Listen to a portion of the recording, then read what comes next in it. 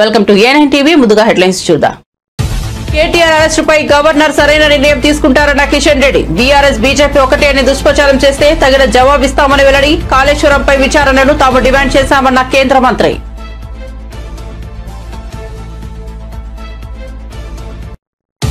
వేములవాడ ఆలయ అభివృద్ధికి master plan అమలు చేశామన్న మంత్రి కొండా సురేఖ. దేవాదాయ శాఖ పేషీలో వేములవాడ ఆలయ అభివృద్ధిపై సమీక్ష. వేములవాడ ఆలయ అభివృద్ధి నిధులపై సీఎం రేవంత్ డిప్యూటీ సీఎంతో చర్చించామని వెల్లడి. జగన్ తనకు తానే రాజకీయ సమాధి తవ్వుకుంటున్నాడన్న మంత్రి సత్యకుమార్. ప్రజాస్వామ్యంపై ప్రశ్నలు అడగడానికి ప్రజలకు హక్కు ఉందని వెల్లడి.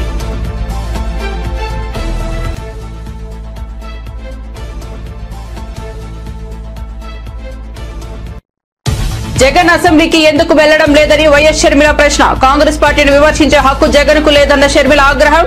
38% ఓట్లు ఉన్న అసెంబ్లీలో లేకపోవడం ఏంటని జగన్ ను ప్రశ్నించిన షర్మిల.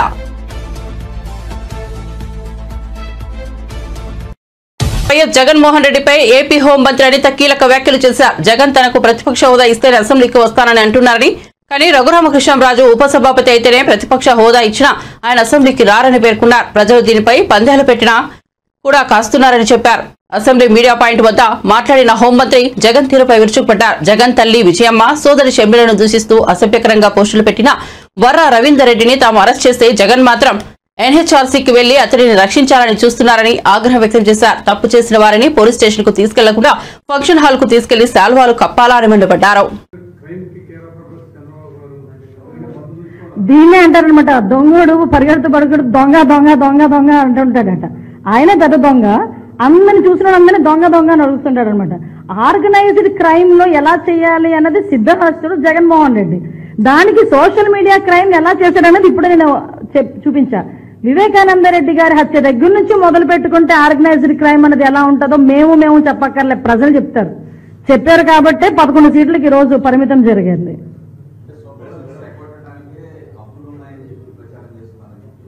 అంటే విషయం ఏంటంటే, ఆలోచన కలిగిన ప్రతి ఒక్కరు, ఆలోచించదగ్గ ప్రతి ఒక్కరికి ఈరోజు మన రాష్ట్రం తాలూకా ఆర్థిక పరిస్థితి ప్రతి ఒక్కరికి అర్థమైంది.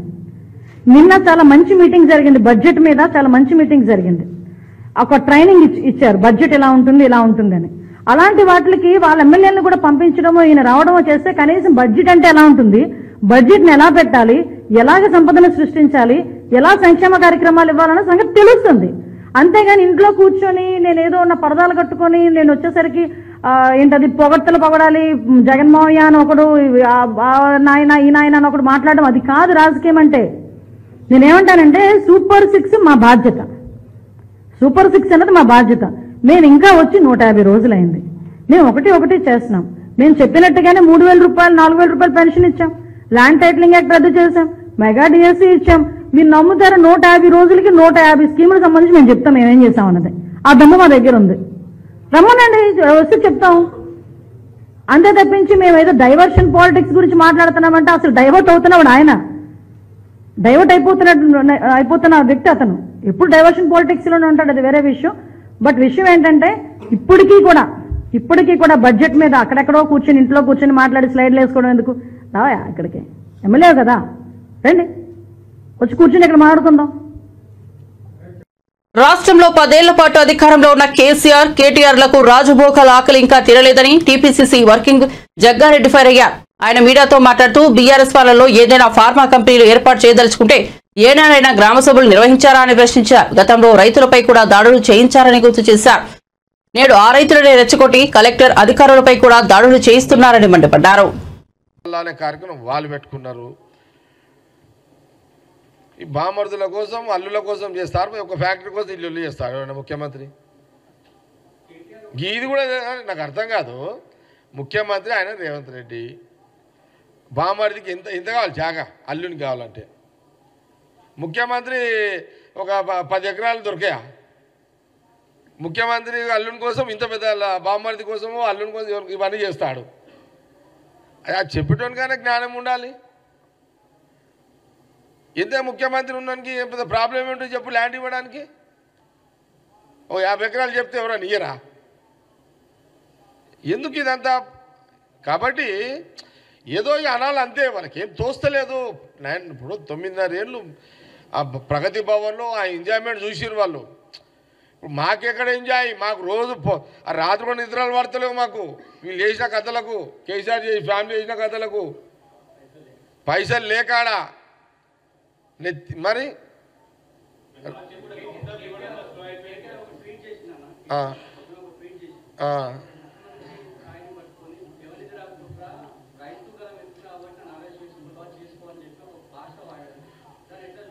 అట్లాంటి అప్పుడు కేసీఆర్ వాడలేడా? కేసీఆర్ ఏమనేటోడు? సన్నాసులు అనేటోడు.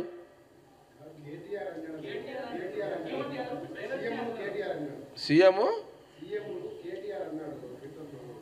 నాకు మళ్ళా చెప్పు తీర్పాడు ఏమని?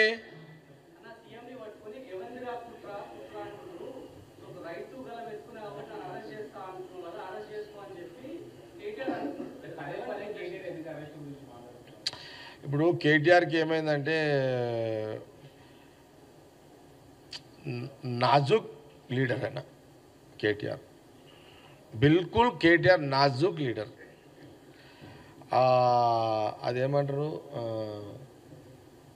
ఇంగ్లీష్లో, అదేమంటారు అది కాదు నాయి భాయ్ ఓ భాష నయ్యే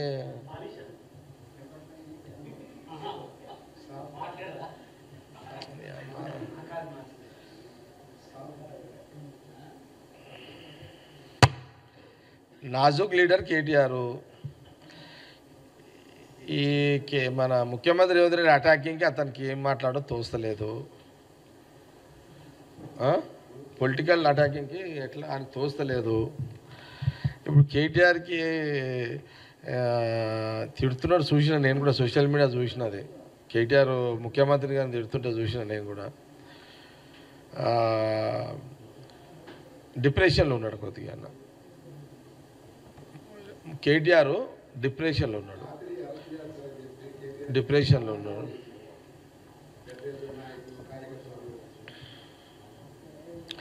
అసలు సరే ఇవన్నీ ఓకే, పాలిటిక్స్లా అరెస్టులు ఇవన్నీ ఓకే, కానీ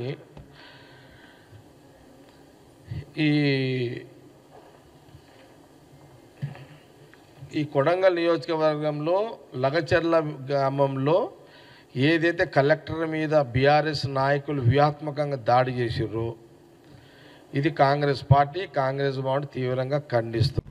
తిరుమల శ్రీవారికి టీటీడీ మాజీ చైర్మన్ దివంగత డీకే ఆదికేశవులు నాయుడు మనవరాలు చైతన్య భారీ విరాళం అందించారు. సుమారు 2 కోట్ల విలువైన స్వర్ణ వైజయంతి మాలను టీటీడీ చైర్మన్ బీఆర్ నాయుడు చేతుల మీదుగా అందజేశారు. ఆ ఆభరణాన్ని ఉత్సవమూర్తులకు టీటీడీ అలంకరించనుంది.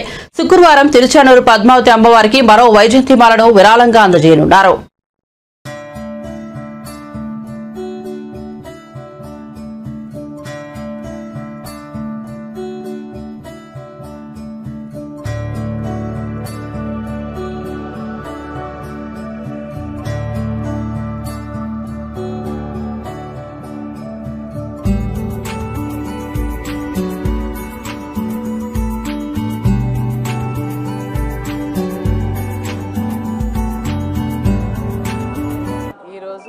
కలియుగ ప్రత్యక్ష దైవమైనటువంటి శ్రీ వెంకటరమణ స్వామికి వైజయంతి మాల సమర్పించమైంది. మలయప్ప స్వామికి, భూదేవికి, శ్రీదేవికి. ఈ వైజయంతి మాల అనేది నేను ఇక్కడ అడిగినప్పుడు భగవంతుడికి వైజయంతి మాల లేదు అని చెప్పారు. అప్పుడు ఈ వైజయంతి మాలను సమర్పణ చేయాలని కోరిక పుట్టి దాన్ని ఈరోజు సమర్పించాము. శృంగేరి విధుశేఖర స్వామీజీ ద్వారా గర్భాలయంలో దేవునికి ఈరోజు సమర్పించింది. ఈ వైజయంతి మాల అనేది ప్రత్యేకత, భగవాన్ శ్రీకృష్ణునికి చాలా అతి ప్రియమైన వస్తువు. సో దాన్ని ఈరోజు సమర్పించాం. మిస్టర్ డీకే ఆదికేశులు గారి ముద్దుల మనవరాల్ని మా తాత టీటీడీ చైర్మన్ గా 2 సార్లు టర్మ్స్ చేశారు. సో ఇవాళ స్వామివారికి, అమ్మవారికి మేము వైజయంతి మాల చేయించడం అనేది జరిగింది. ఈ రోజు చాలా ప్రత్యక్షమైన రోజు. సో ఈ రోజు శివుడు సుదర్శన చక్రం అనేది విష్ణు స్వామికి ఈ రోజు సమర్పించింది. ఈ రోజు శివుణ్ణి వెంకటరమణ స్వామికి ఏకైక రోజు, సంవత్సరానికి ఒకే రోజు చాలా శ్రేష్టంగా పూజ చేయడం అనేది జరుగుతుంది ఇద్దరికి. సో ఈ రోజు చాలా అద్భుతమైన రోజు వైజయంతి మాల మన శ్రీదేవి, భూదేవి, మైలరప్ప స్వామికి ఉత్సవమూర్తులకి సమర్పించడం అనేది జరిగింది. మన శృంగేరి శారదాపీఠ స్వామి వచ్చి ఆయన ప్రాణప్రతిష్ఠ చేసి ఇవ్వడం అనేది జరిగింది. మన ఈఓ మన జేఈఓ చైర్మన్ గారు కూడా ఉన్నారు, వాళ్ళ ఆధ్వర్యంలో ఇవ్వడం అనేది జరిగింది. ఇవాళ అయితే ఉత్సవమూర్తి మైలారప్ప స్వామికి శ్రీదేవి భూదేవి అమ్మవారికి వైజయంతి వజ్రాల హారము వేయడం అనేది జరిగిందండి. ఆ ఆభరణాల విలువ వజ్రాలు, మళ్ళీ ఆ నీలాలు అనేవి చాలా ఓల్డ్ ఏన్షియంట్ యాంటిక్ వజ్రాలు, మళ్ళీ సఫైర్స్ చాలా ఎక్స్పెన్సివ్. అది దాన్ని మేము వాల్యుయేషన్ చేయలేదు. బట్ ఇప్పుడు అకార్డింగ్లీ ఇప్పుడు today's price it will be 2 crore above. So 4 హారాలు అనేది ఇవ్వడం అనేది జరిగింది. అందులో blue sapphires, diamonds, rubies, emeralds, corals and బంగారుతో ప్యూర్ 24 క్యారెట్ గోల్డ్తో చేయడం అనేది జరిగింది.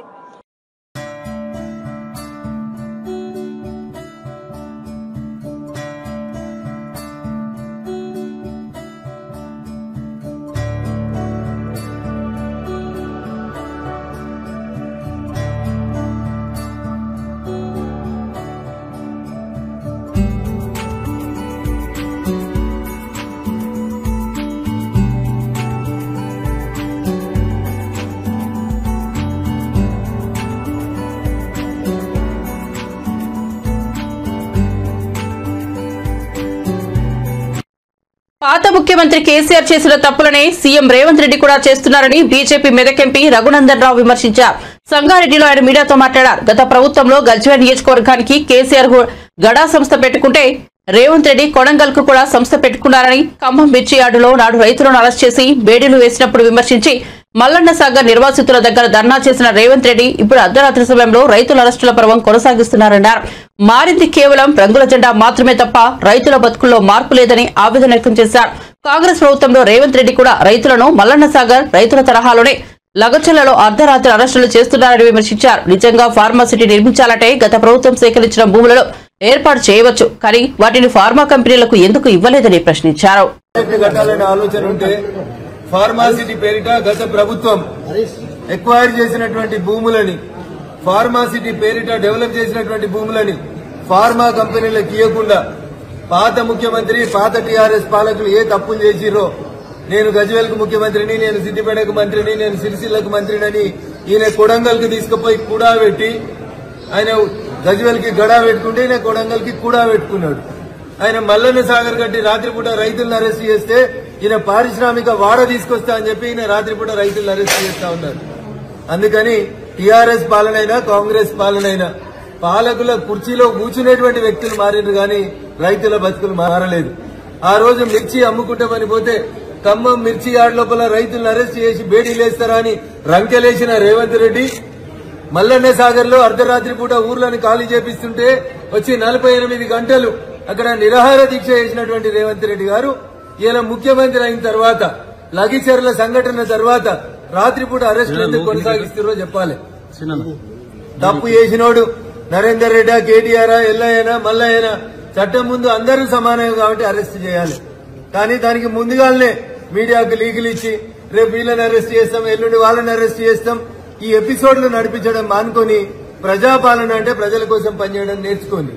కంపెనీలు అడుగుతా ఉన్నాయి, పెద్ద పెద్ద కెమికల్ కంపెనీస్, ఫార్మాస్యూటికల్ కంపెనీస్ అడుగుతా ఉన్నాయి, అన్ని కంపెనీలు ఒకే చోట పెడతాం, గతంలో ఎక్వైర్ చేసినటువంటి భూముల్ని మాకు కేటాయించమని.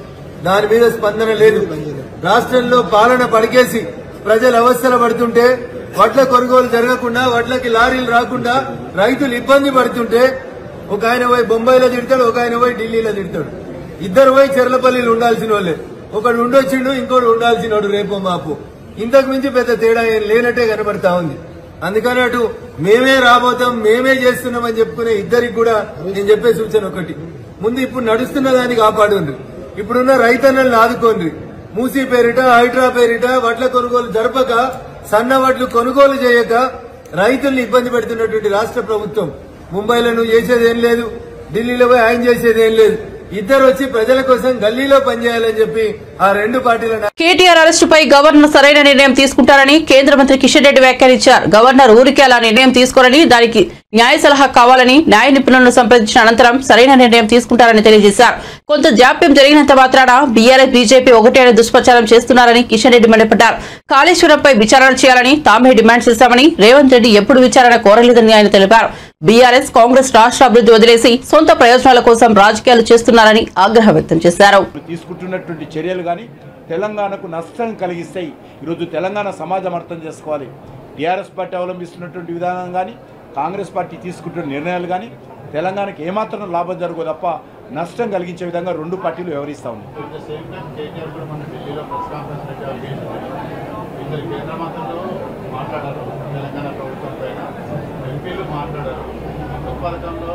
ఆయన సర్టిఫికేట్ అవసరం లేదు, నేను మాట్లాడను. ఆయన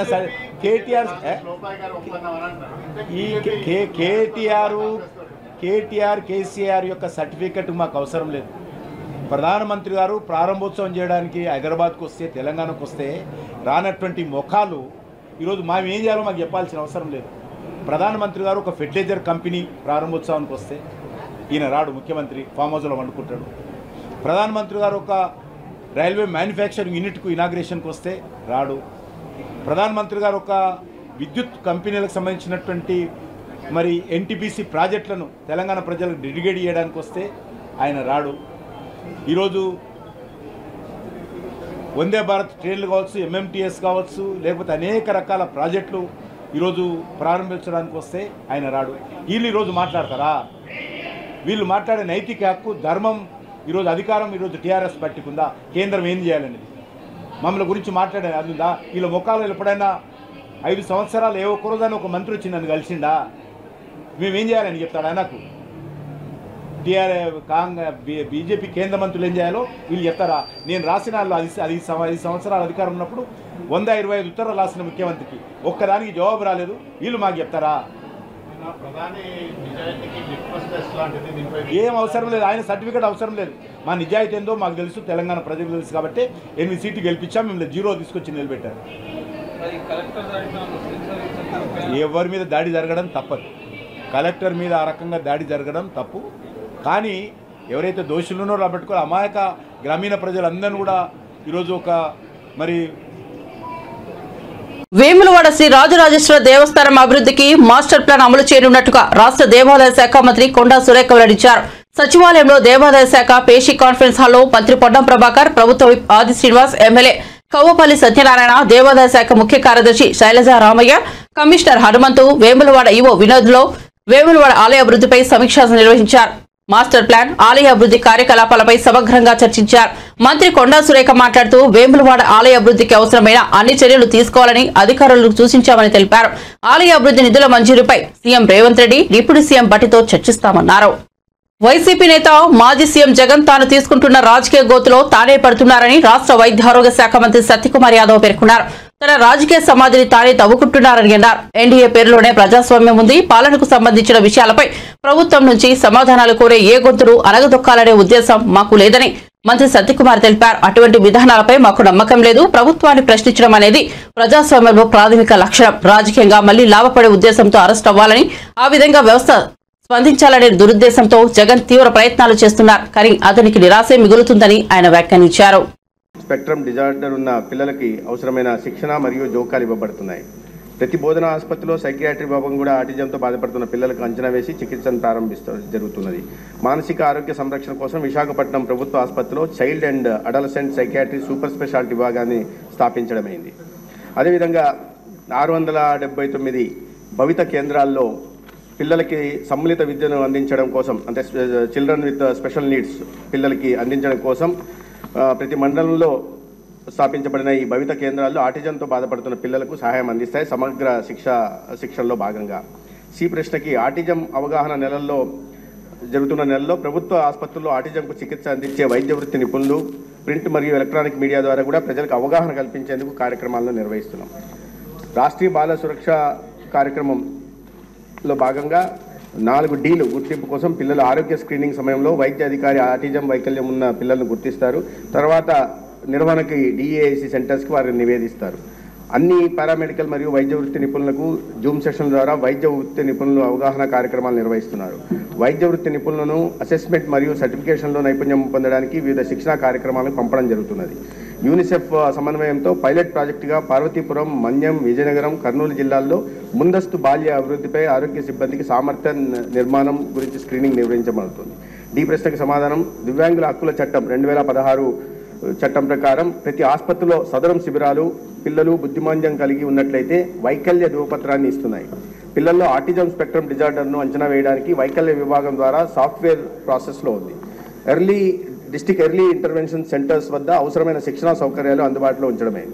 ఆటిజం స్పెక్ట్రమ్ డిజార్డర్తో బాధపడే పిల్లలకి మెరుగైన సమ్మిళిత విద్యను అందించడం కోసం 34 DEICలు అదేవిధంగా 679 భవిత కేంద్రాల్లో విద్యను అందించడం జరుగుతుంది. గత 2 సంవత్సరాల్లో మొత్తం 4504 మంది పిల్లలు ఆటిజం స్పెక్ట్రమ్ డిజార్డర్తో 34 DEICల్లో శిక్షణ పొందుతున్నారు. ధన్యవాదాలు. మంత్రి గారు కూర్చుని ఇది చాలా ముఖ్యమైన క్వశ్చన్ మంత్రి గారు. మీ అందరికి తెలుసు, దీని మీద 3 ఎమ్మెల్యేలు మాట్లాడతారు. ఆ 3 కలిపి ఒకేసారి సమాధానం చెప్పండి, ఇండివిజువల్ కాకుండా. విజయ్ కుమార్ గారు, యలమంచిలి ఎమ్మెల్యే. అధ్యక్ష నమస్కారం. ఈరోజు ఏదైతే ఆటిజం స్పెక్టర్ డిజార్డర్ దీని గురించి మనం ఏదైతే మాట్లాడుకుంటున్నామో ఇది చాలా ఇంపార్టెంట్ డెవలప్మెంట్ అయింది అధ్యక్ష ఈ మధ్య కాలంలో.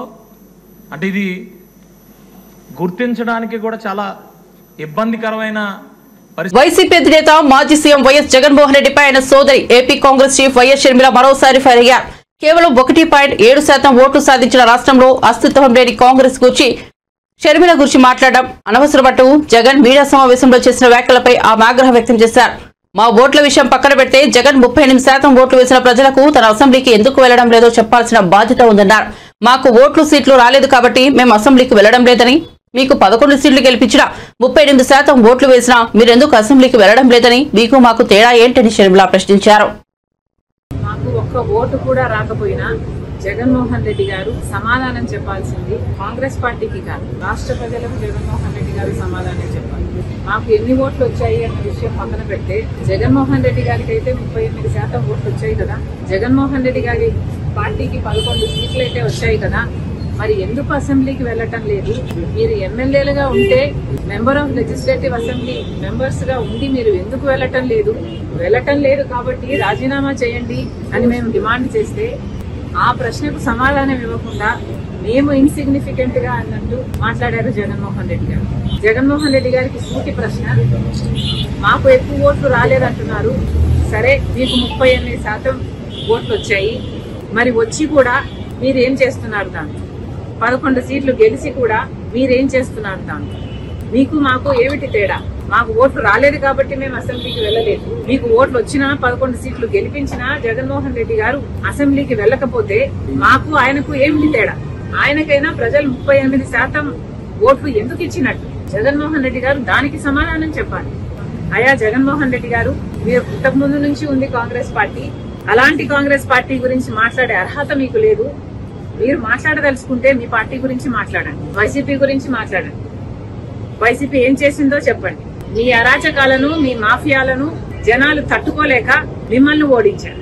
ఆ 11 సీట్లు కూడా మీరు గెలిచిన ఎమ్మెల్యేలుగా ఉండి అసెంబ్లీకి వెళ్ళకపోతే మీరు ఎందుకు గెలిచారో ఆలోచన చేయండి. మేమేమీ గెలవలేదు, సరే ఎందుకు గెలవలేదు?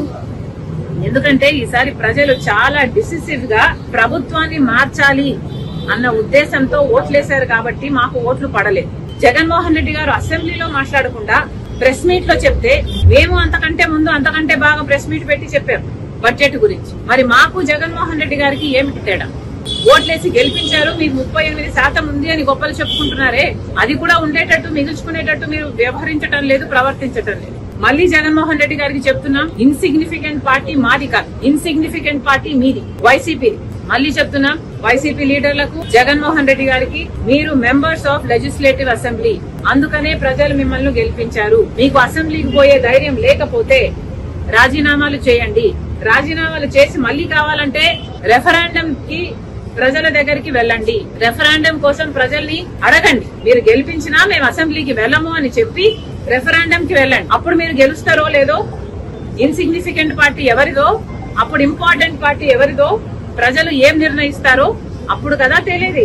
మెంబర్స్ ఆఫ్ లెజిస్లేటివ్ అసెంబ్లీ అయ్యుండి మీరు అసెంబ్లీకి పోము అంటే మూర్ఖత్వం కాకపోతే ఏమిటండి ఇది? సోషల్ మీడియాలో వస్తున్న బూతుల గురించి, సోషల్ మీడియాలో మహిళలను చిన్న చేసి అవమానించి చేస్తున్న పోస్టుల గురించి పోలీసులు ఇంతే కాదు ఇంకా అరెస్ట్ చెయ్యని వాళ్ళను కూడా చేయాలి. అసభ్యకరంగా ఎవరు పోస్టులు పెట్టినా కూడా పోలీస్ డిపార్ట్మెంట్ చర్యలు తీసుకోవాలి, వాళ్ళని అరెస్ట్ చేయాలి అని కాంగ్రెస్ పార్టీ డిమాండ్ చేస్తుంది. ఇది ఒక పొలిటికల్ ఇష్యూ కాదు, సోషల్ ఇష్యూగా దీన్ని పరిగణలోకి తీసుకొని సోషల్ మీడియాలో అసభ్యకరంగా ఎవరు ఏ పోస్టులు చేసినా, ఏ కమెంట్లు చేసినా కూడా పోలీసు వాళ్ళు యాక్షన్లు తీసుకోవాలి. గతంలో చేసిన కమెంట్లకు కూడా ఎవరు ఎంత క్షమాపణలు అడిగినా కూడా ఇది క్షమించరాని నేరం. కాబట్టి ఎవరు ఎంత ప్రాధేయపడినా మమ్మల్ని క్షమించండి అని సోషల్ మీడియాలో వేడుకుంటున్నా ఎవరైతే బూతులు పెట్టారో వాళ్ళ మీద తప్పకుండా యాక్షన్ తీసుకోవాలి. బులెటిన్ ముగించే ముందు హెడ్లైన్స్ మరోసారి చూద్దాం. కేటీఆర్ అరెస్టుపై గవర్నర్ సరైన నిర్ణయం తీసుకుంటారన్న కిషన్ రెడ్డి. బీఆర్ఎస్ బీజేపీ ఒకటే అని దుష్ప్రచారం చేస్తే తగిన జవాబిస్తామని వెల్లడి. కాళేశ్వరంపై విచారణను తాము డిమాండ్ చేశామన్న కేంద్ర మంత్రి.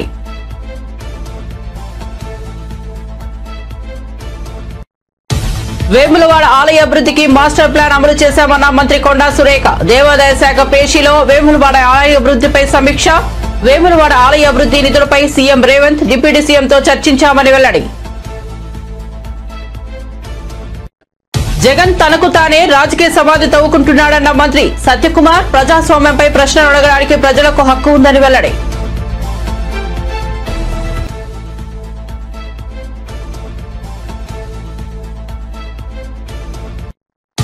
జగన్ అసెంబ్లీకి ఎందుకు వెళ్లడం లేదని వైఎస్ షర్మిల ప్రశ్న. కాంగ్రెస్ పార్టీని విమర్శించే హక్కు జగన్ కు లేదన్న షర్మిల ఆగ్రహం.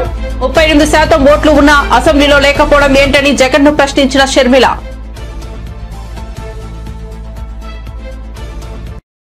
మరిన్ని అప్డేట్స్ కోసం చూస్తూనే ఉండండి A9 TV.